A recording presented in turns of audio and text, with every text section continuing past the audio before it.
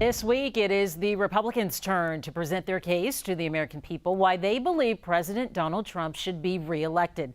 Tonight's theme was Land of Promise, but law and order took center stage. Matt Doherty has the highlights.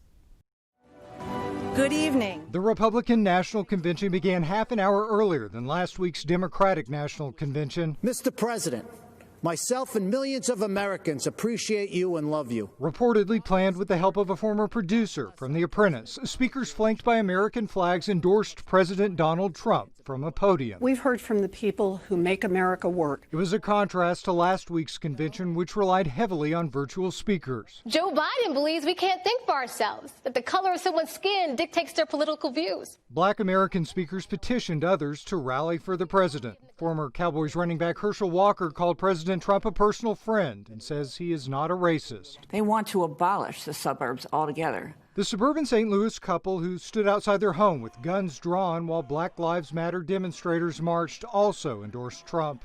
They were among others who said they believe the United States would collapse if former Vice President Joe Biden is elected in November. What they're doing is using COVID to steal an election. The president accused Democrats of politicizing the pandemic. Democratic nominee Joe Biden tweeted tonight, "The only one responsible for the failed COVID response is Donald Trump." He is the president who delivers for America. Matt Doherty, KHEU 11 News.